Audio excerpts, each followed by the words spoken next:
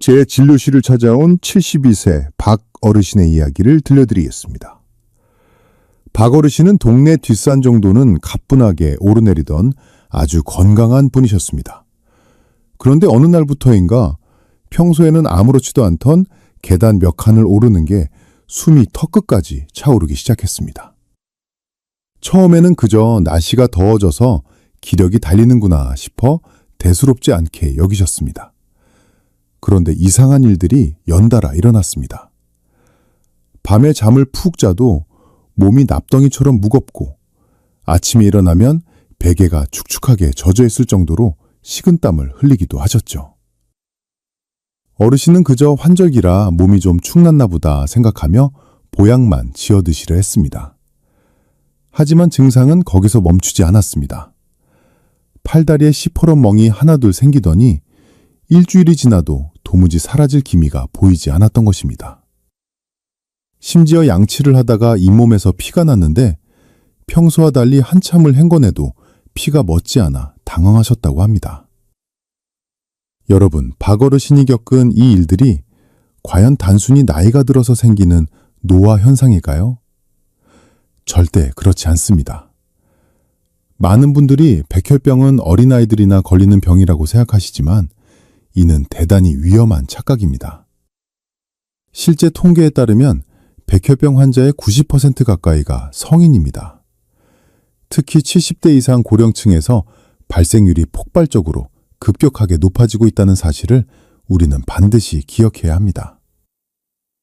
국가 암 등록 통계를 살펴보면 노년층의 백혈병 진단 사례는 우리가 생각하는 것보다 훨씬 더 빈번하게 일어나고 있습니다. 매년 수많은 어르신들이 이 병을 단순한 빈혈이나 기력 저하로 오해하여 치료 시기를 놓치고 계십니다. 지금 박 어르신이 겪고 있는 증상들은 단순한 피로나 몸살이 아닙니다. 우리 몸속에 피를 만드는 공장인 골수에 아주 심각한 문제가 생겼다는 긴급 구조 신호입니다.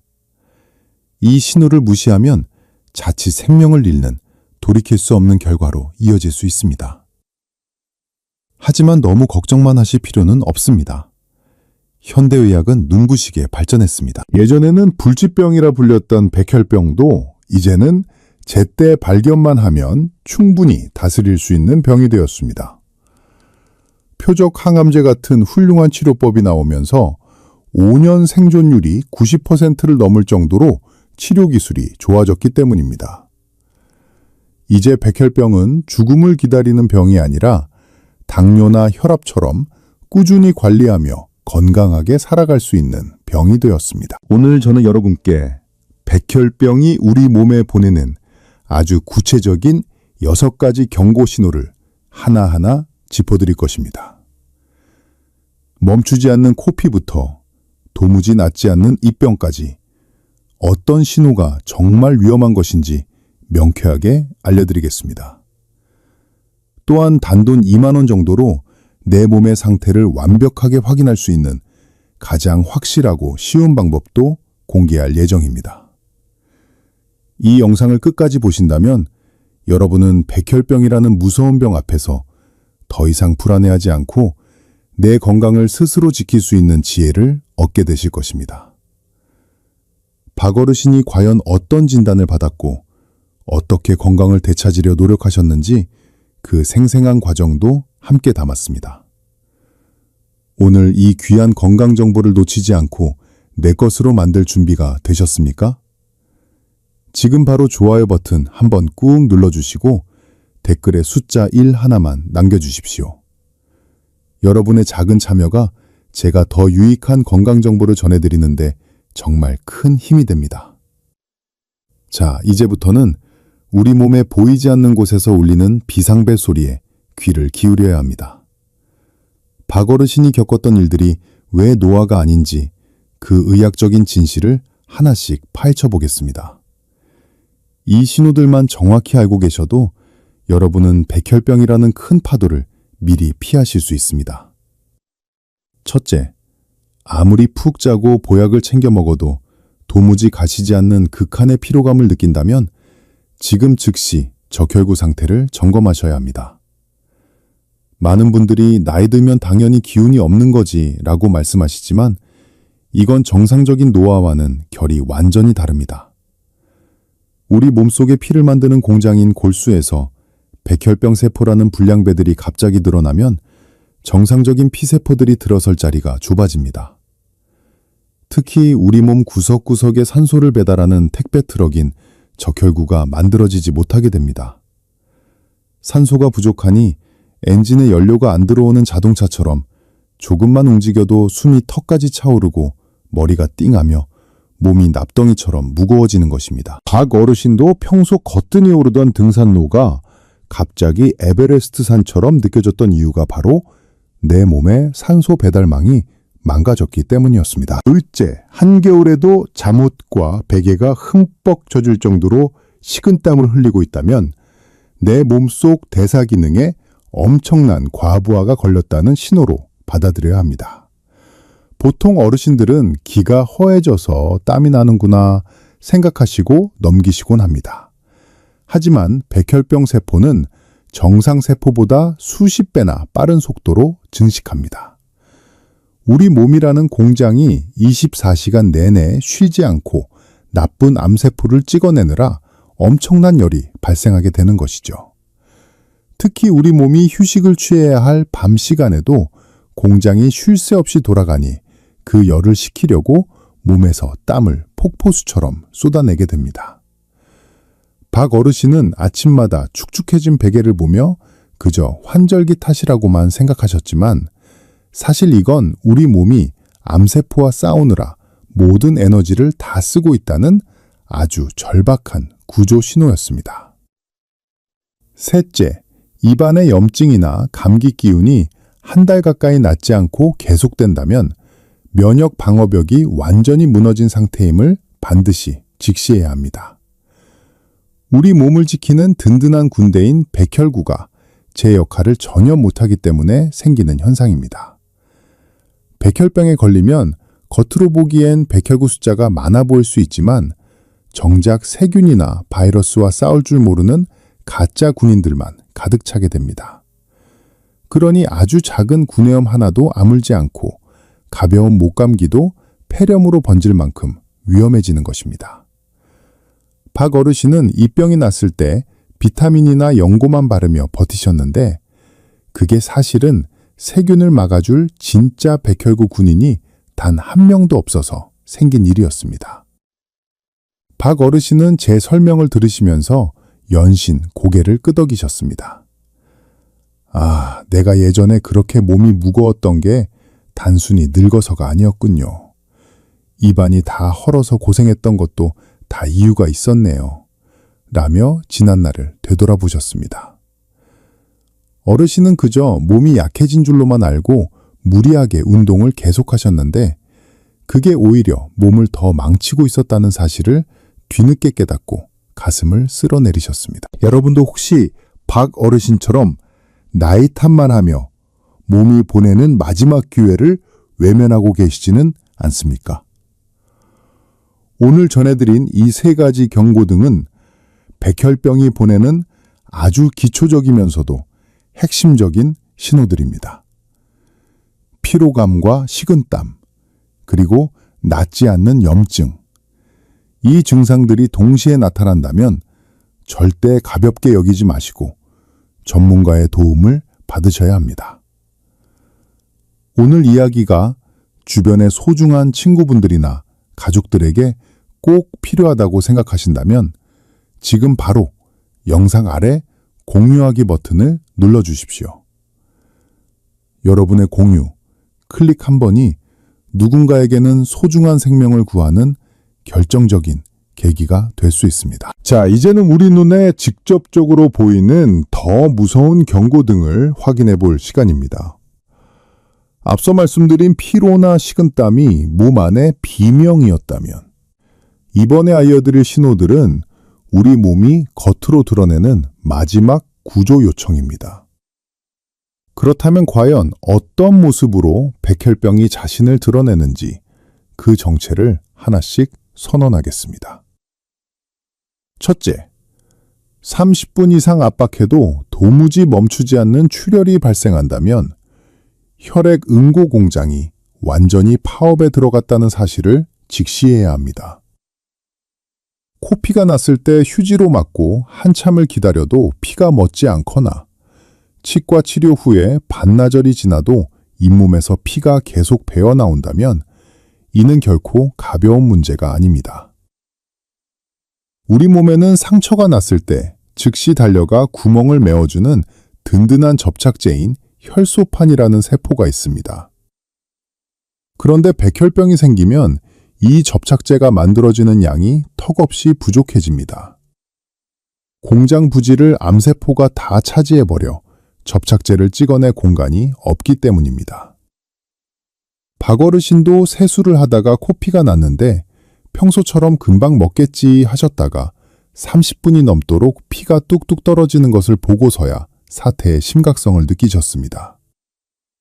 이건 단순히 코 점막이 약해진 게 아니라 내 몸의 지혈 시스템이 무너졌다는 명확한 증거입니다. 둘째, 아무 곳에도 부딪힌 적이 없는데 배나 허벅지 안쪽에 고춧가루를 뿌린 듯한 작은 빨간 점들이 생겼다면 당장 병원으로 달려가셔야 합니다. 이를 의학적으로는 점상출혈이라고 부르는데 많은 분들이 이를 단순한 두드러기나 알레르기로 착각하고 연고만 바르며 시간을 허비하십니다.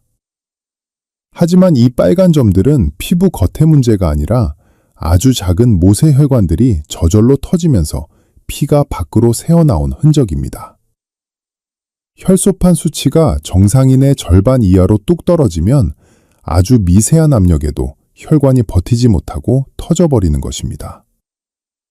박어르신은 샤워를 하시다가 배 주변에 붉은 반점들이 생긴 것을 보시고는 어제 먹은 음식이 잘못됐나 생각하며 가렵지도 않은데 이상하다고만 여기셨습니다. 눌러도 색이 변하지 않고 며칠이 지나도 그대로라면 이건 피부병이 아니라 혈액의 문제입니다. 셋째, 살짝 스치기만 했는데도 손바닥만한 시퍼런 멍이 들거나 그 멍이 2주가 넘도록 사라지지 않는다면 혈액 응고인자의 결핍을 의심해야 합니다. 문틀에 팔을 조금 부딪혔을 뿐인데 다음날 팔 전체에 시퍼런 멍이 들거나 가방끈이 닿은 어깨에 멍자국이 선명하다면 이는 정상이 아닙니다. 건강한 사람이라면 금방 회복돼 가벼운 충격도 백혈병 환자에게는 마치 큰 사고를 당한 것과 같은 타격을 줍니다. 멍이 든다는 것은 피부 아래에서 피가 계속 나고 있다는 뜻인데 이를 멈춰줄 방어군이 없으니 멍이 점점 더 커지고 오래가는 것입니다. 박어르신은 장을 보고 오셔서 팔다리에 생긴 거대한 멍들을 보며 내가 언제 이렇게 심하게 넘어졌었나 하며 기억을 더듬으셨지만 사실은 장바구니의 가벼운 눌림조차 견디지 못한 혈관의 비명이었습니다. 자, 그렇다면 여기서 많은 분이 궁금해하실 내용이 있습니다. 선생님, 그냥 몸살이나 빈혈이랑은 어떻게 다른가요? 라고 물으십니다. 아주 명쾌한 구별법을 알려드리겠습니다. 감기 몸살로 목 주변 림프절이 부어오를 때는 만졌을 때 찌릿한 통증이 느껴지고 감기가 나으면 금방 가라앉습니다. 하지만 백혈병으로 인해 목이나 겨드랑이, 사타구니에 림프절이 부어오를 때는 통증이 전혀 없는 것이 특징입니다. 아프지 않은 딱딱한 혹이 만져지고 시간이 갈수록 크기가 커진다면 이는 일반적인 염증이 아닌 백혈병 세포가 쌓이고 있다는 아주 위험한 신호입니다. 또한 단순 빈혈은 어지럼증만 느껴지지만 백혈병은 출혈과 멍, 그리고 낫지 않는 염증이 동시다발적으로 한꺼번에 나타난다는 차이가 있습니다. 박어르신은 제 설명을 들으시며 내가 예전에 배에 생겼던 그 빨간 점들이 두드러기가 아니었군요. 멍이 안 빠져서 나이 들어서 회복이 더딘 줄만 알았는데 그게 아니었네요. 라며 크게 놀라셨습니다. 어르신은 제가 일러드린 이 신호들이 하나하나 맞춰지는 것을 보고서야 백혈병이라는 병이 먼 나라 이야기가 아니라는 것을 깨달으셨습니다. 여러분도 지금 거울을 보며 내 몸에 설명할 수 없는 붉은 점이나 멍이 있지는 않은지 꼭 확인해 보셔야 합니다. 오늘 전해드린 이 강력한 신호들은 백혈병이 우리에게 주는 마지막 기회입니다. 멈추지 않는 피와 이유 없는 반점, 그리고 거대한 멍, 이 세 가지를 꼭 기억하십시오. 오늘 영상이 여러분의 소중한 건강을 지키는데 조금이라도 도움이 되셨다면 지금 바로 구독 버튼과 알림 설정 버튼을 꼭 눌러주세요. 여러분의 구독 한 번이 제가 더 정확하고 유익한 건강 정보를 만드는 가장 큰 원동력이 됩니다. 자, 이제는 시전입니다. 박 어르신이 도대체 어떻게 건강을 되찾으셨는지, 그리고 여러분은 내일부터 당장 무엇을 해야 하는지 아주 구체적인 하루 일과표를 짜드리겠습니다.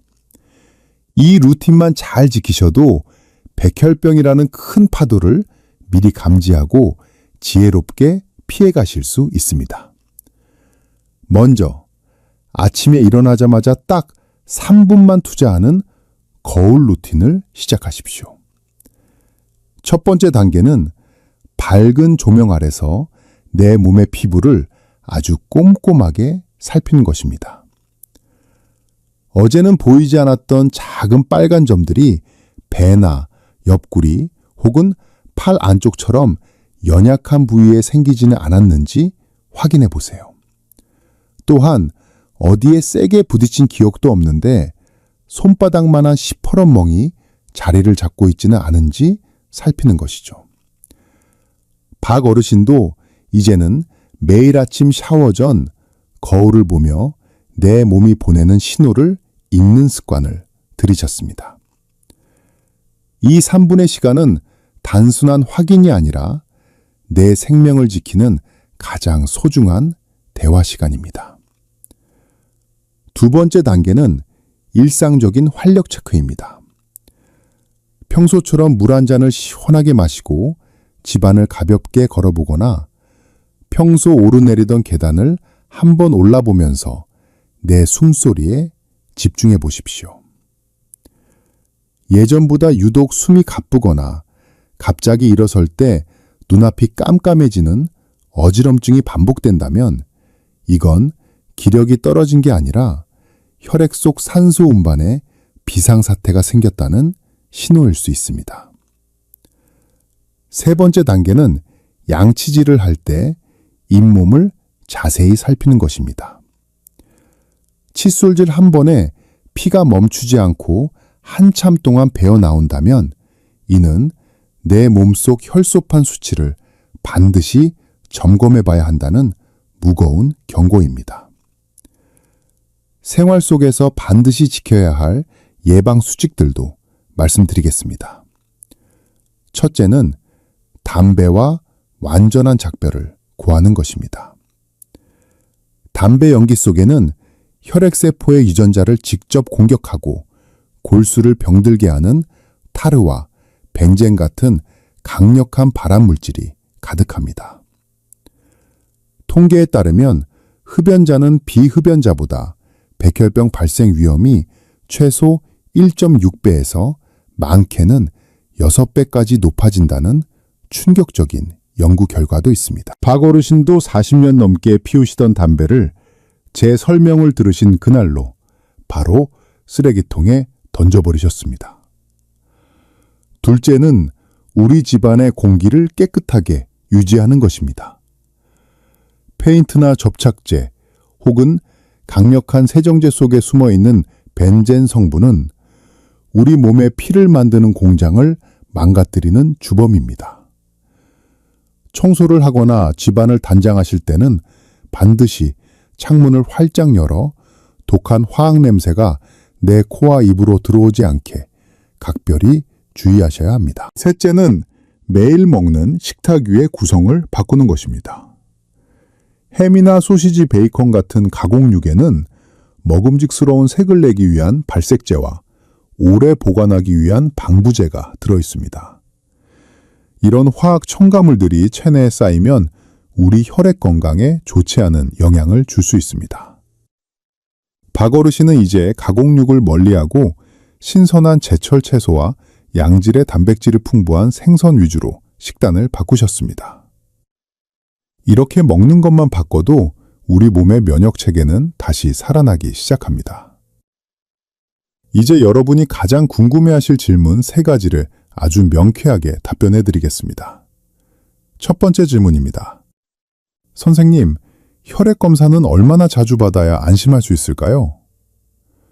50세 이상이시라면 1년에 한 번은 반드시 받으시는 것이 정답입니다.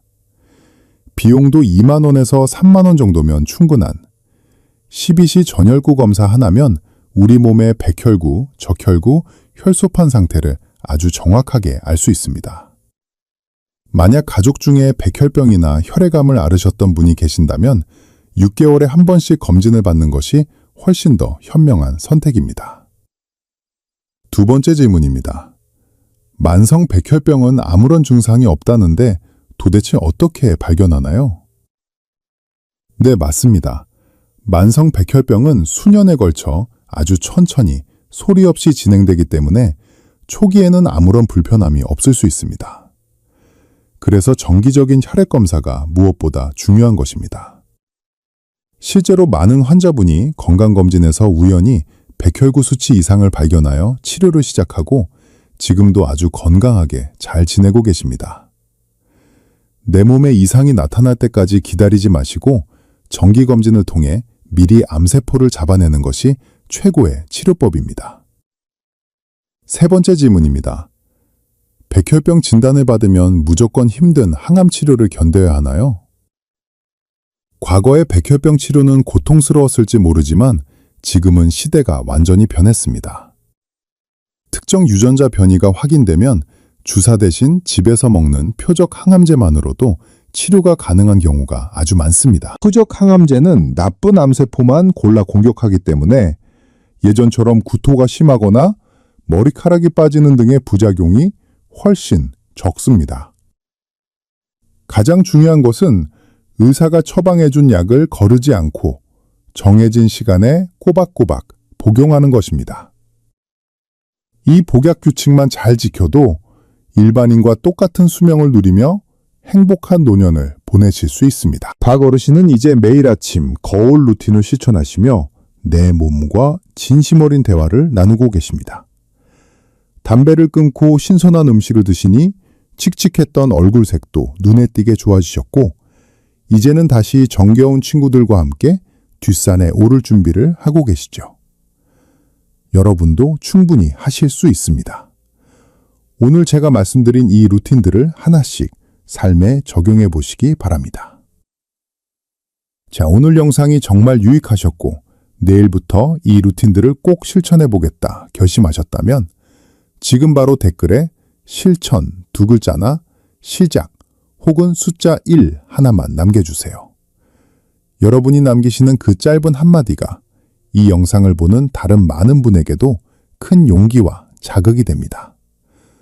또한 댓글을 통해 서로의 건강을 응원하고 힘내자고 격려해 주시는 따뜻한 공간을 만들어 보시면 좋겠습니다. 여러분의 작은 실천이 건강한 미래를 만듭니다. 여러분, 오늘 저와 함께 나눈 백혈병에 대한 이야기들이 여러분의 마음속에 건강한 이정표가 되었기를 진심으로 바랍니다. 긴 시간 집중해서 들어주신 여러분을 위해 오늘 강연의 핵심 내용을 딱 3줄로 요약해드리겠습니다.